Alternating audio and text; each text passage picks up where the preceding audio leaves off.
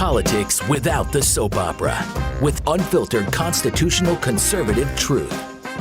The Conservative Review with Daniel Horowitz. And welcome back, Forgotten American Patriots, to the one and only Conservative Review podcast. This is Daniel Horowitz in the house, your only source of independent conservative news. Now, we have a very special show today on this April 21st, a real time for patriots to rise up, where it looks like our voices are finally, slowly, but finally being heard. I want you guys to go to our YouTube page, Conservative Review YouTube page. This is a special episode that will be streamed on our YouTube page, so you will see the video component in addition to how you watch this every day. iTunes, Stitcher, our Blaze platform, however you watch it or hear it, you could watch it as well. Also, I need you guys to go to blazetv.com/CR, issue promo code Daniel, and get $69 a year for an entire year subscription to all of our content. This is really the only platform where you will get the truth, the whole truth, and nothing but the truth. All right, guys. So last night was a busy night. We had the news that the North Korean leader is potentially gravely ill, and then we had the news that President Trump is going to follow through with what so many of us have been calling for so long, but specifically now, to issue an across-the-board moratorium on new immigration at a time when Americans are locked in their home, at a time when we're going to experience 20 to 40% unemployment, at a time when we're concerned about global spreading of an epidemic. Doesn't it make sense to shut it all off? It's really one of the best pieces of news we've heard in recent days, with every single policy outcome so far from this epidemic has been a left-wing outcome. As California Governor Gavin Newsom said, this is our opportunity to remake America in a progressive image.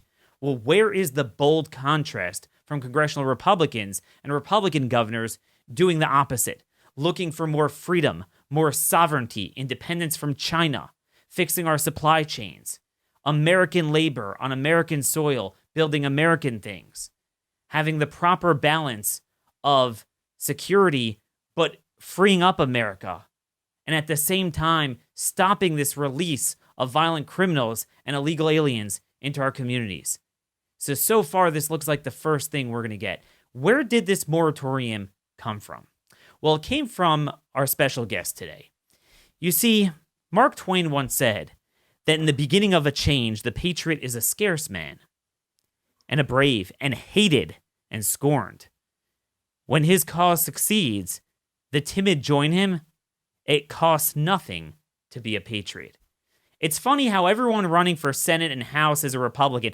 Everyone's a conservative in a primary. They're all concerned about illegal immigration. They're all tough on crime. They're all concerned about deficit spending. They're all concerned about dependency. They're all concerned about regulations. But yet when it comes time to actually enact those ideals, those principles, the leverage points, the budget bills, the debt ceiling bills, the must-pass legislation, suddenly Nancy Pelosi gets whatever she wants, and everyone's in a witness protection program. We can't find a voice, much less a vote, for our views, for the forgotten man that doesn't want to be run by the masters of the universe. Well, there's one man who's been fighting the masters of the universe on open borders, on selling us out to China, on selling us out to the criminal industrial complex for 2 decades, but particularly last week called for a full immigration moratorium.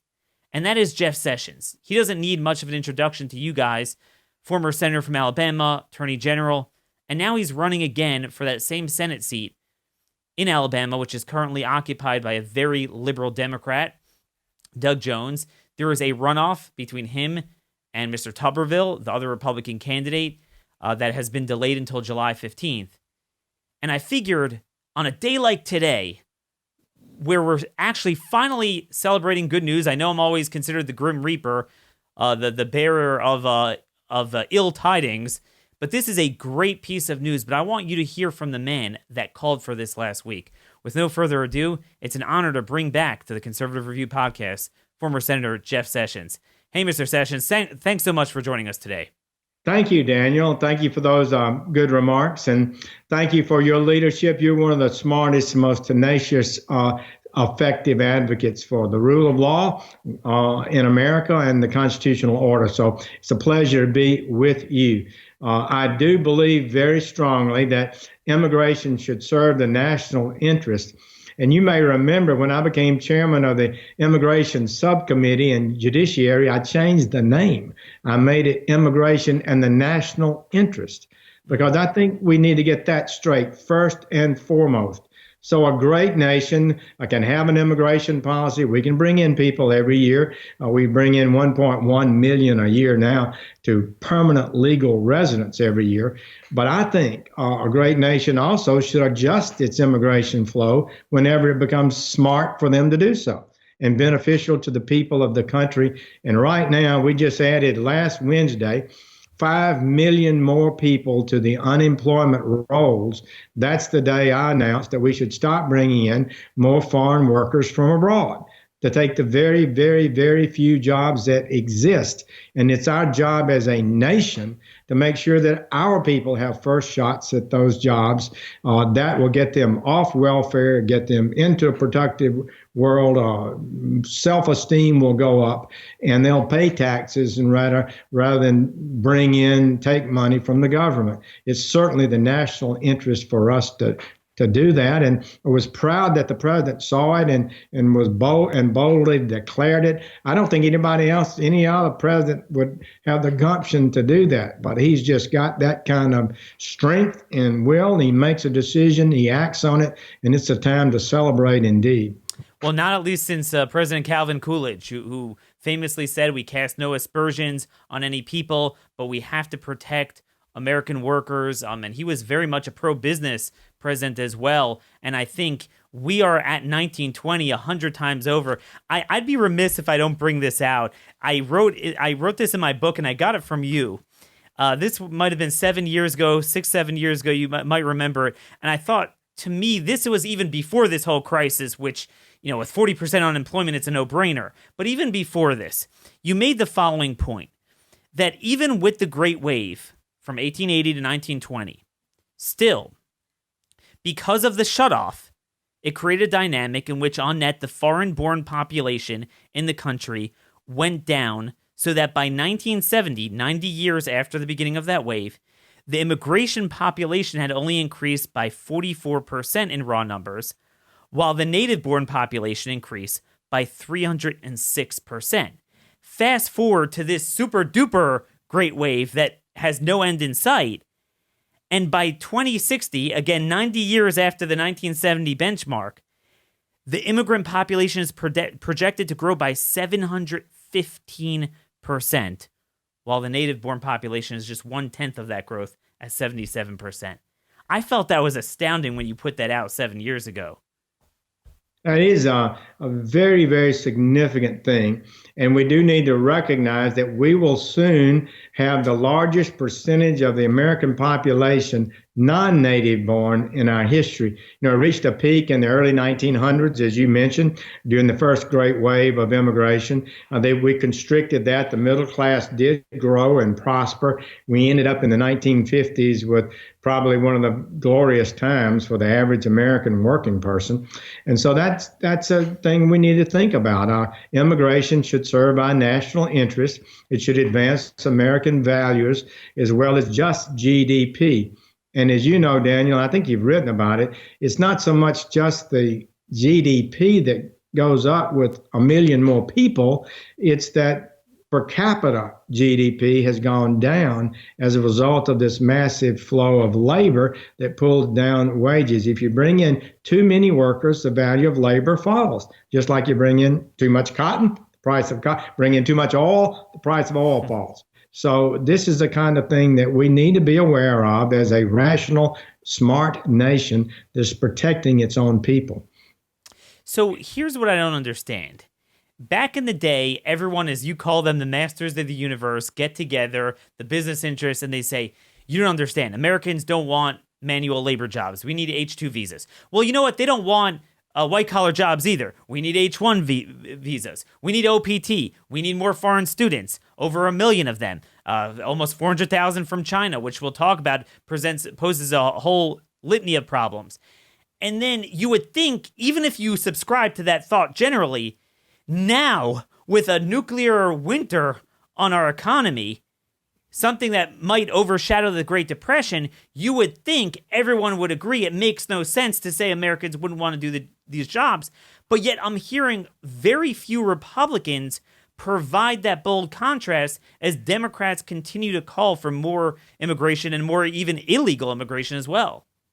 Well, this is so true. Look, what do the American people want? And sometimes it's hard to have this, but they want a secure job. They don't want to work 3 months and then be laid off. They'd like to have a health care benefit and a retirement plan.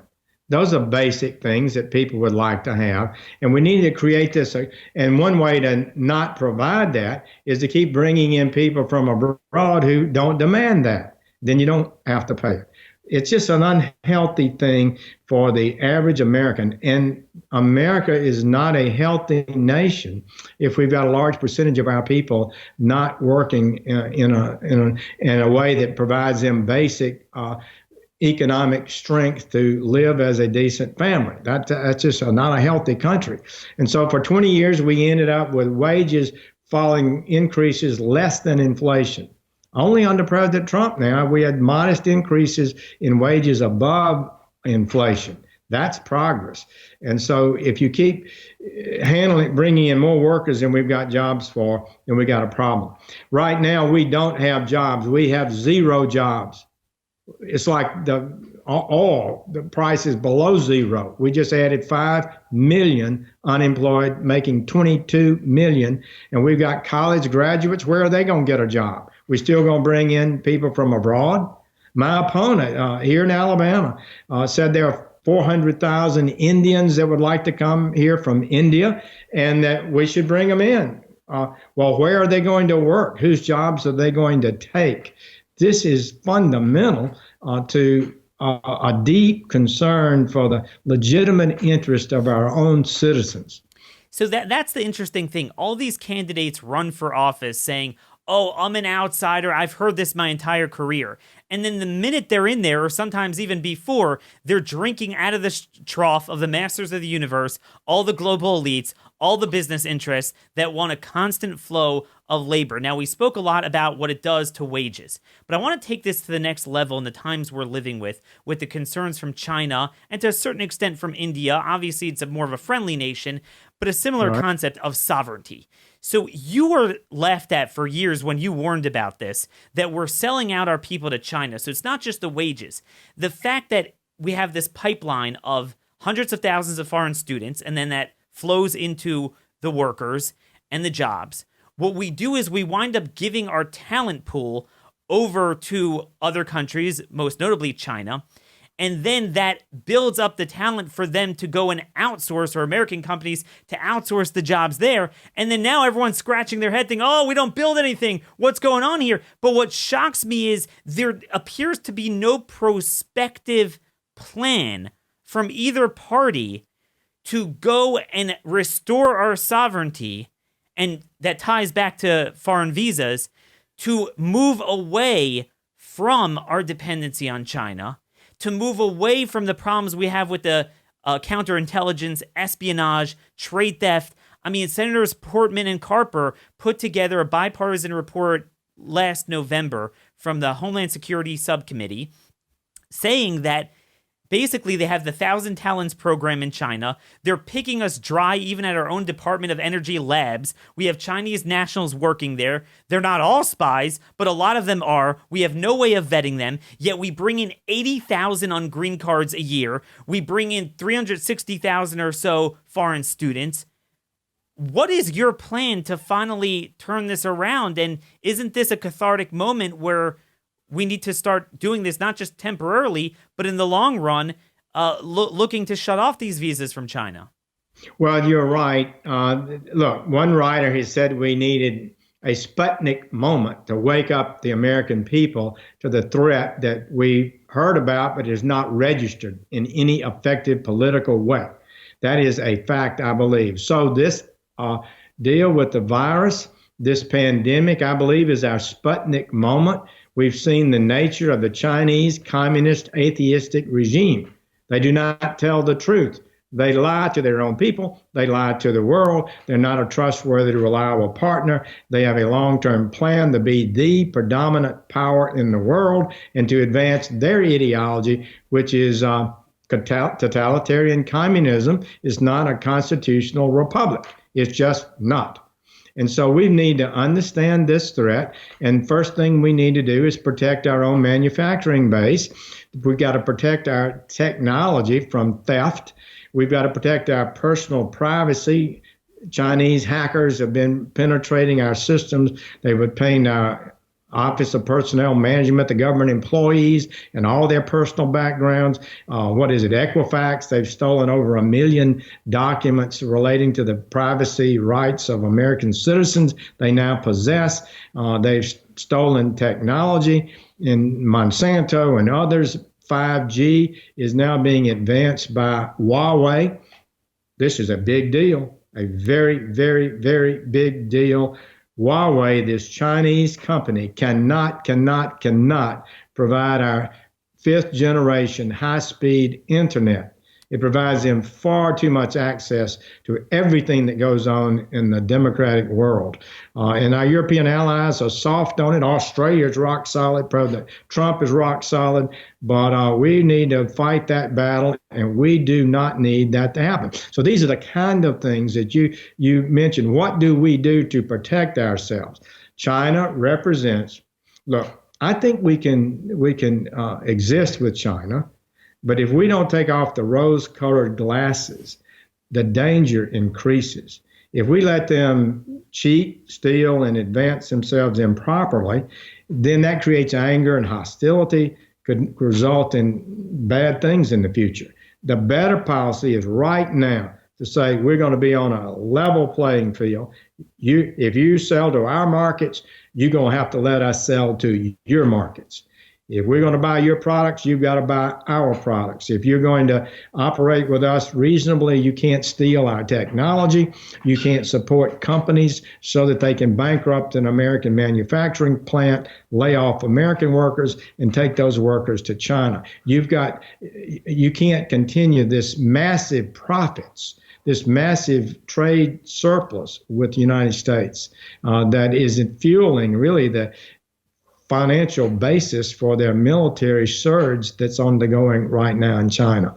So we're in a different world. We're in a very competitive world with China. But when you take the United States economy, the rest of Canada and the rest of the European economy, we are bigger and stronger and will be for many, many years. But right now they're on path to pass the United States as the biggest economy in the world. But we're not defeated. We have every way to defend American interests. My plan, I call it betting on America. We're going to win this battle if we wake up. We're going to win it if we defend our interest in a legitimate way. And we've got to tell China, if you're going to play in the big leagues, you've got to be a responsible nation. And when you know that there's a virus, a pandemic possible in your country, you've got to tell the world immediately and honestly, like any other legitimate, decent country would do. You can't cover it up and then lie like they're doing right now. To me, what I find shocking about the last thing you said, certainly they covered it up, but from our governmental standpoint, it shocks me that there is no legislation in either house at this point to deal with the impetus of how this got into the country. To at the next time this happens, at the first sign of a virus germinating in China or wherever else, that we have an automatic shutoff from that country. Now, the president has discretionary authority to do so, but to mandate it, and to me, not dealing with that is like the equivalent of not banning box cutters after 9/11. But yet there's no discussion of the fact that, I mean, maybe we didn't know about it in November, but Chinese dissidents were warning on open source social media at great risk in mid-January, even early January. And even when the president did it, Nancy Pelosi was saying it was racist to shut it off. So don't we need a long-term plan to ensure that there's a mandatory shutoff, aside from the general immigration shutoff, but a shutoff of travel from these source countries. Well, that's a good idea, really, because it's so hard for presidents to do that. Most of them won't have the gumption to do it, like President Trump. So having the backup of a legal requirement makes it easier for them to say to China, I'm sorry, we can't do this because the law requires me. You know, China is got to be held to account, and so does the WHO, the World Health Organization. What they did here is pretty stunning, and it's really unacceptable. They've got to realize that if they're going to be a responsible nation, they're going to have to behave like one. And not be responsible for the spreading of this pandemic. My plan calls on us to crack down on China in a lot of ways. When I was Attorney General, we established the China Initiative there. I learned that there are almost no prosecutions of Chinese entities in the United States, and our intelligence and FBI agents were telling me there were a lot of problems. So I said, that's not going to happen. We started the China Initiative. Now there are 50 ongoing cases with 1,000 investigations in every corner of America about cheating and fraud and abuse that's going on. And we need this, every one of them. Not one time can we acquiesce into you cheating us. That day is over. We need to make that crystal clear. If you're going to trade with the United States, you're going to have to follow the law and be responsible. It's funny. A lot of people forget, they see these subtle changes or maybe don't even notice them. But you were Attorney General in 2017, 2018. I actually, until you mentioned that, never put two and two together, because recently, almost every day now, I see on U.S. attorneys' websites press releases about these indictments for the trade theft and espionage. And I never used to see that. So I guess now we know where that came from. We doubled the budget, I believe, more than doubled the budget for this thing. And the agents had felt really suppressed. We unleashed them. I said, you are unleashed. When you have a case involving a China entity, don't you worry about it. You go after it. You do it like you should do it. And we cannot allow them to continue this activity. So there are whole lots of things in 1,000 different ways we can tighten up some of the advantages they've been achieving. And their trade advantages, they subsidize their own companies. We don't subsidize the American company. Pretty soon, the American factory closes, and next thing you know, they are now supplying the world's healthcare benefits, the drugs or their medical supplies. We need to end that. That cannot continue. Shouldn't another part of this equation be a massive effort at deregulation? That part of the thing is, so, we bring in all the foreign labor, it trains their talent, they bring it overseas, we sell ourselves out to China, but then also we kick ourselves in the pants at the same time and have draconian regulations, whether it's environmental, labor, transportation, over and beyond what prudence would call. So shouldn't now be a good opportunity as we have a reset on every aspect of our economy? It seems like both parties in Congress, all they're focusing on is just printing more money and throwing money at a problem, but not looking at substantive policy changes. And one of them seems to be regulation. Absolutely. When the president was campaigning and I was traveling around the country advocating for his election, I talked to a lot of business people, and they would say almost as important as a tax cut, maybe as important, is regulation relief. We are just being overwhelmed by massive regulations that make no sense, create no benefit, but add to the cost of our product. Therefore, we can't compete with some foreign country, with low-wage country. But if we didn't have that, we could. And so there's no doubt under the Trump administration, there's been a massive progress toward deregulation. There still remains too many regulations. A lot of them are state and even cities, about how to regulate beauticians, and all kinds of little businesses are impacted even at the lowest level of regulation. So yes, a continual nationwide effort to reduce and eliminate all unnecessary regulations will make us far better able to compete in the world marketplace, creating more jobs in America. So I know we're running out of time here, but I'd be remiss not to broach this with you. because this is just so much what you've been warning about, and especially when you were Attorney General as well. For so many years, 120, 130 years, the courts said that, this Galvin v. Press, policies pertaining to the entry of aliens and their right to remain here are peculiarly concerned with the political conduct of government. The formulation of these policies is entrusted exclusively to Congress, has become as firmly embedded in the legislative and judicial tissues of our body politic as any aspect of our government. And there's tons of cases like that, and it's settled law till today. Yet the last number of years, we are seeing these unelected judges completely go to the other end of the spectrum, sack immigration policy, ignore IRA for 1996. Many cases, they're not even permitted to review the cases. And there's this prevailing understanding among your former colleagues, whether they're in the executive branch, whether they're in the legislative branch, that somehow we don't have three co-equal branches of government. That somehow the judicial branch, which is unelected and should be the weakest, as Hamilton and Madison said, somehow stands atop the food chain. That they could determine border national crisis policies without any pushback.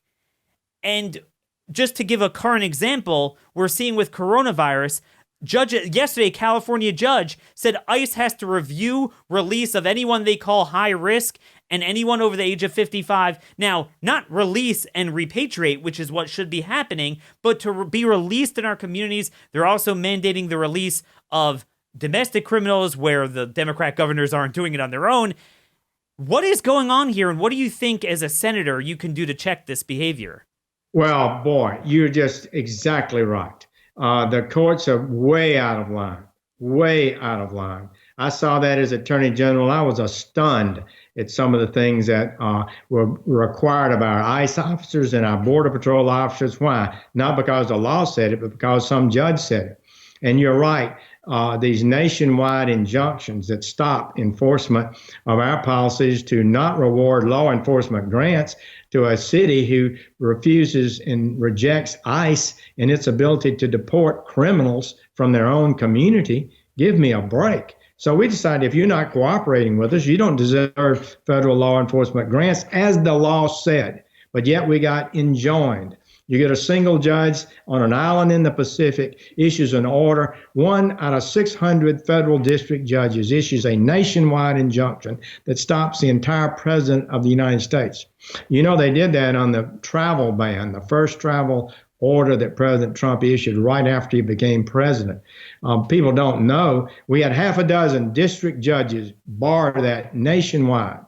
We took an emergency appeal. We got it to the Supreme Court when I was Attorney General, and we won. 90-something% of that presidential order is now in effect. I'm not sure most people know, but it's hard to get an emergency appeal to the Supreme Court. Often these lower judges, their orders stick, and it goes for years before you can get it reversed. So I have spoken against that. At least 2 judges on the Supreme Court have picked up on my remarks and said they question this one judge out of 600 district judges setting the policy. The Constitution proposes that the executive branch be head in one unified executive, the elected president. It's his duty to execute the executive branch and to enforce the laws. And we've got these judges that think they're oversight committee. They think they're just like a congressional oversight committee. They bring in the president and his underlings, and they make them explain why they did this and what are the policy reasons, when it's not their duty to examine policy. The policy is decided by Congress and the president. Give me a break.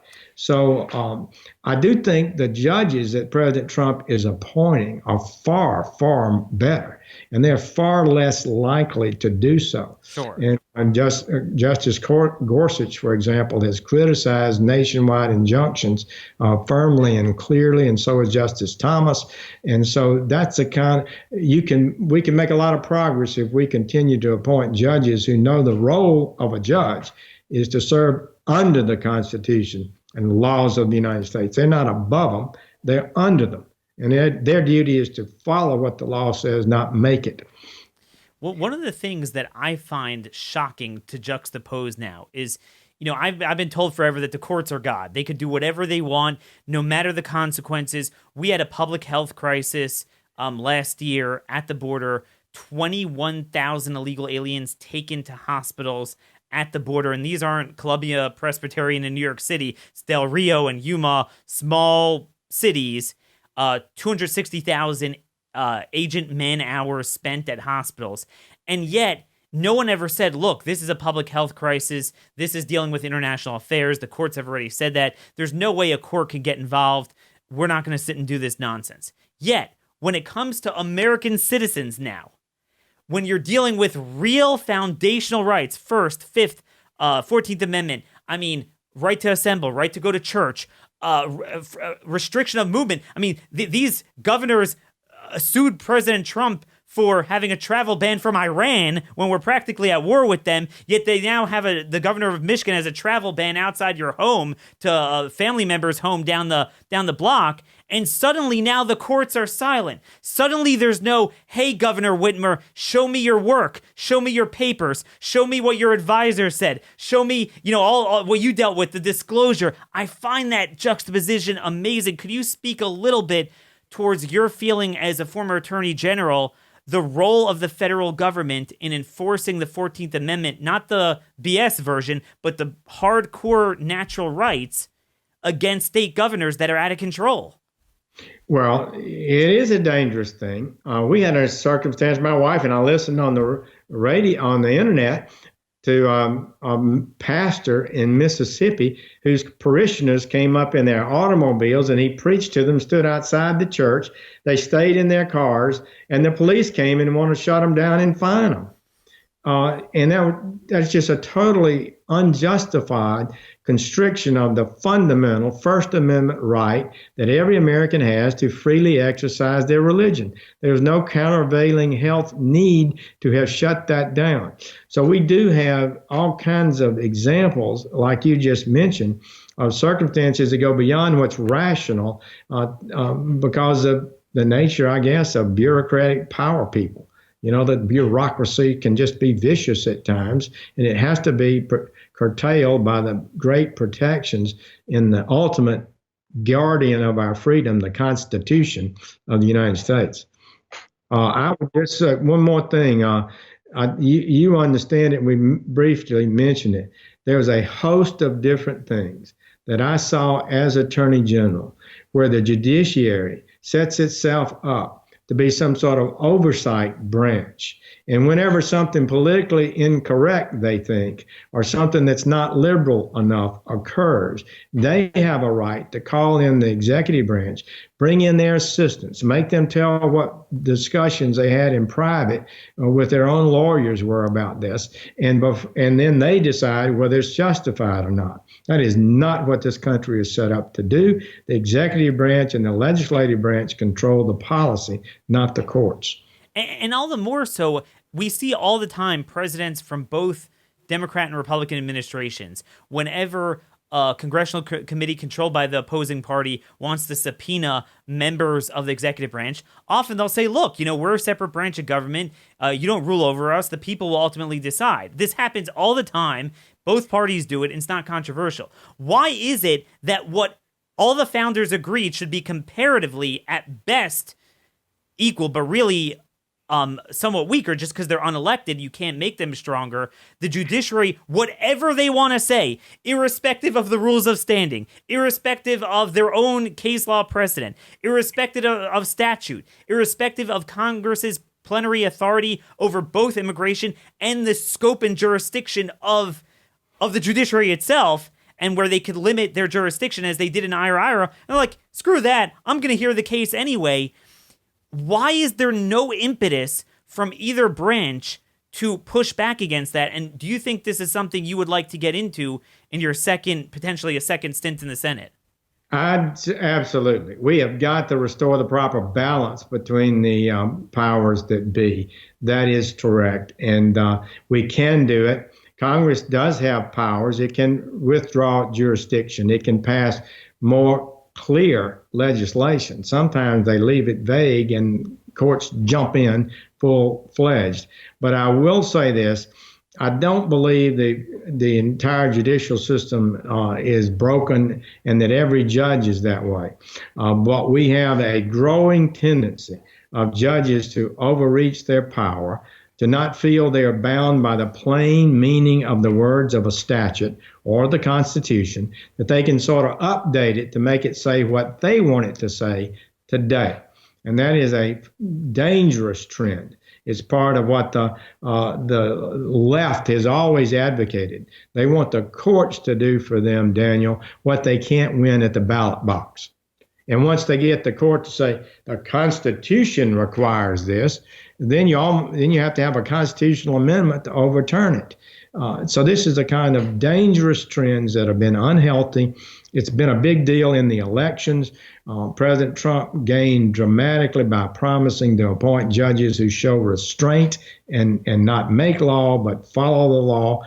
And he's honoring that by appointing good judges that will do that. So this election will be important for the judiciary. We continue the left wing progressive activist trends of the judiciary. This will be a disaster to American separation of powers and constitutional rights. One last thing, and I know your staff will breathe down me. I've taken too much of your time here, but this has been so engaging. One of the things I'm seeing a lot is just the perverse priorities from members of Congress, really, again, in both parties, as it relates to immigration. It looks like the president's taking care of a future flow now. We're finally treating our border as a border. It shouldn't have taken coronavirus to do it, but I'm thankful that we're finally doing it, that if you're here illegally, you're here illegally. Like, you're here illegally. You have no right to be here, and we turn you around and you go back. There's no process. There's no due process. There's only due process if we want to criminally convict you. But if we want to enforce our sovereignty, again, 130 years of the most uninterrupted case law, you have no rights. My concern is with interior enforcement. There's a lot of legislation that Democrats are pushing to abolish interior enforcement, abolish ICE. You have states and localities are doing it on their own with the sanctuary policies. And you just mentioned things that they can't accomplish at the ballot box. If they were to pass those, they would never pass those bills, and if they would lose 300 seats. So what they're doing is they're getting the courts to essentially abolish ICE. They're not abolishing the personnel, but they're abolishing their purview. And what we find is, if you just look at what is in ICE's crosshairs, 3.2 million in their undetained docket, primarily criminal aliens, about at least 80%, have also committed other crimes. And they remain in the country indefinitely, and each one, whether I've dealt with cases of gang members, sex offenders, each one could litigate their case forever in the immigration courts and then in the Article 3 courts. You can't litigate your way out of an invasion. And what I don't understand is, how did we move away from our tradition, until recent decades of, if you're here, you have no affirmative right to be here illegally. And if we don't want you here, unless we're trying to criminally convict you, we could repatriate you like any sovereign nation does. I'm just very concerned with just 5,500 deportation officers, and there's 3.2 million known criminal aliens. We can't even get rid of all the gang members we know. Look, you're touching on something very fundamental. The next battle is going to be about interior enforcement. It cannot be that somebody who breaks across our border, gets into the country illegally, is therefore here permanently, and sooner or later is going to be made a citizen of the United States. I mean, that's so fundamentally ridiculous that it just shouldn't be discussed. But yet that's basically the mindset that appears that the masters of the universe and some of our judiciary seems to think. You just can't deport them. When you come here unlawfully, you are subject to deportation, period. You don't have to commit another crime in the United States. You're just here unlawfully.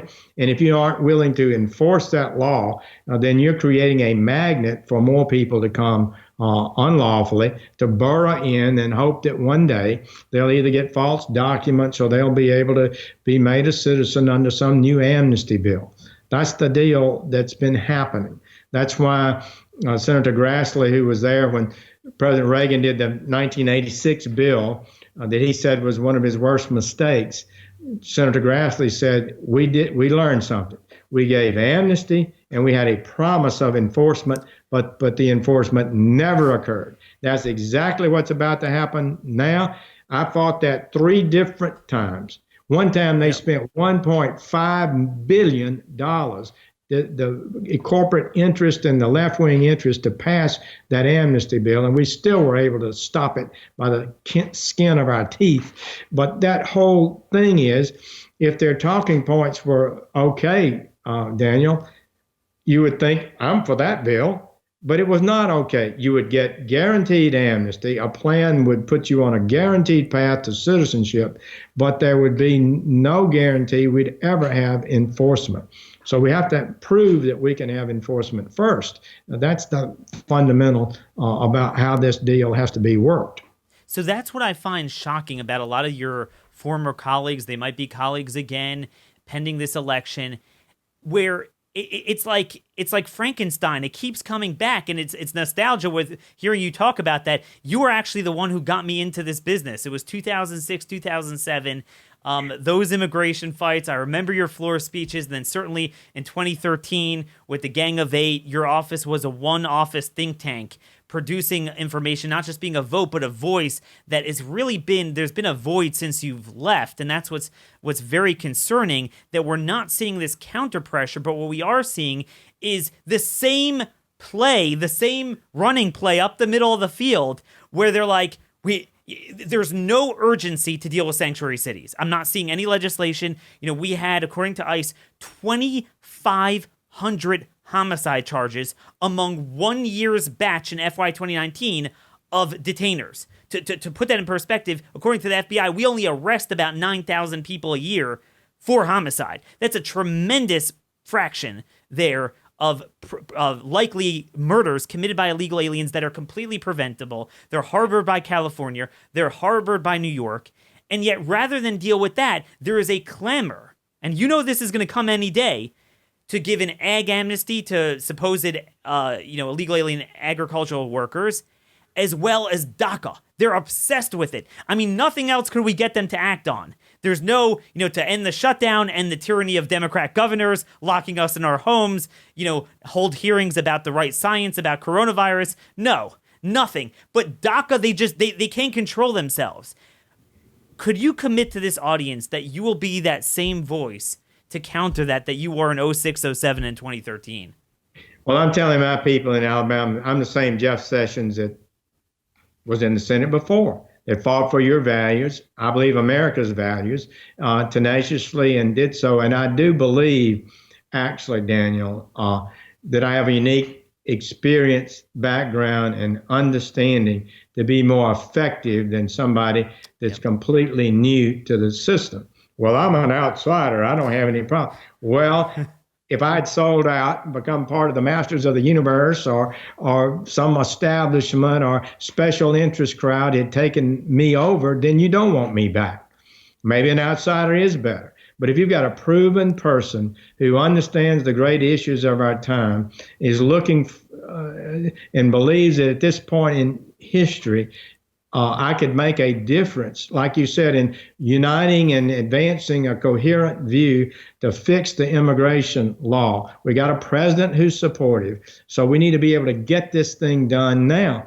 And I'm afraid if we don't get it done in the next couple of years, and it's not easy, and it's not going to be one speech and one vote, it's going to be a long battle. But if we do it right, and with the president's support, I think we can make huge progress in ending illegality. And then we need to look to the future flow. And the president's right about that. And we need a skill-based system more than a family-based system that brings in people that we are confident that understand the American system and that can flourish in it, and not going to, struggle and be on welfare and not be able to take care of their families. We need the kind of people that will flourish in our system that we do admit. And the country has every right to reduce this 1 million plus numbers if we think it's not healthy for the country right now.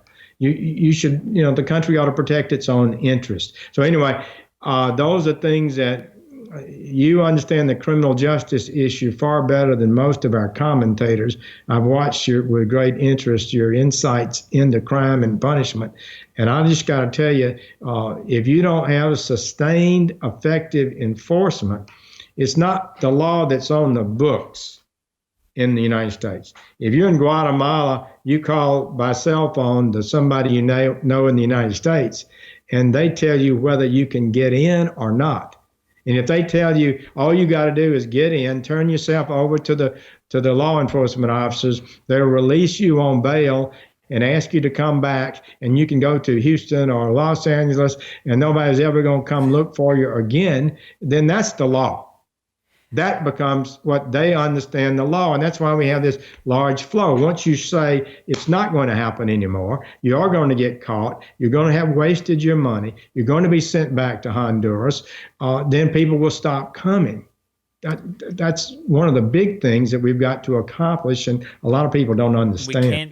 We can't make America become like the countries from which they're coming from. I mean, it serves no purpose. Look, Senator, I know we're out of time. I could go on forever. I really hope I could bring you back. There's so many more law and order issues I'd love to get your opinion on. Again, typical candidates running. It's the trite talking points. You speak with so much experience of actually having shown results. Thanks so much. July 15th primary. Good luck, and we'll speak to you later, all right? Thank you. Take care. Well, there you have it, folks. I took twice the amount of time that I told his staff, so I hope they're not upset with me. But I just felt, again, it was a very important point. I mean, he's running against former big football coach there, Tommy Tuberville, and it's like a football coach, I'm an outsider. You guys know we've seen this all the time. They're all outsiders before they're insiders, or most of them are. And if the guy is talking about bringing in more guest workers even now, you know, you can imagine when he gets in there and gets in with the establishment, he ain't going to be Jeff Sessions. No one is.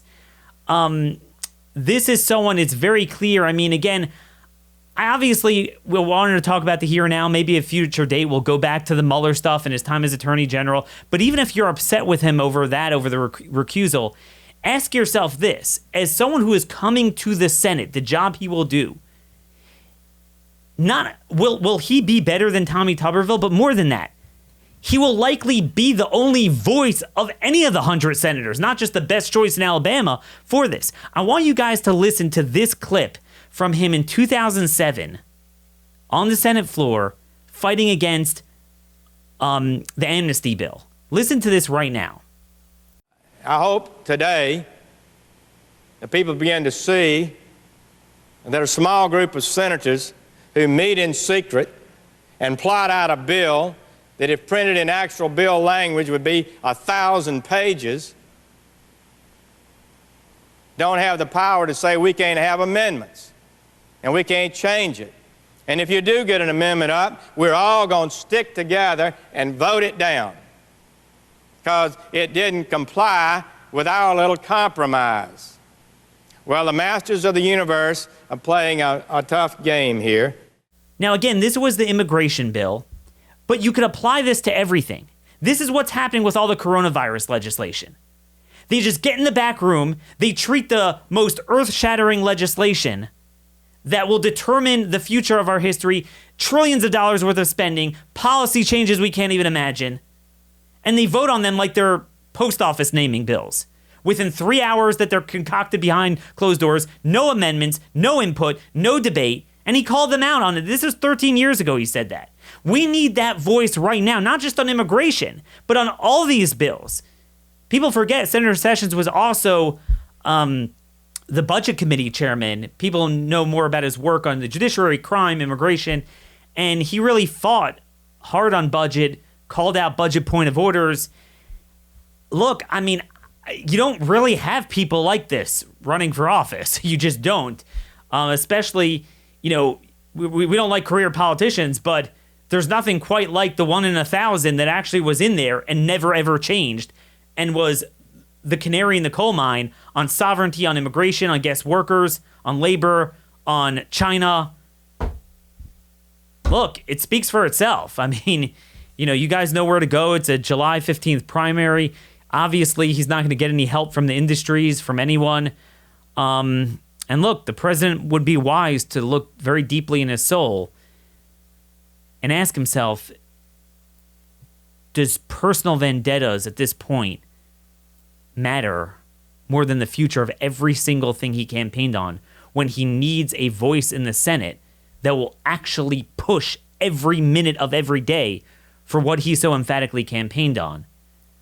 Especially when this man, let's never forget, was the first and only U.S. Senator to endorse Donald Trump in the primary.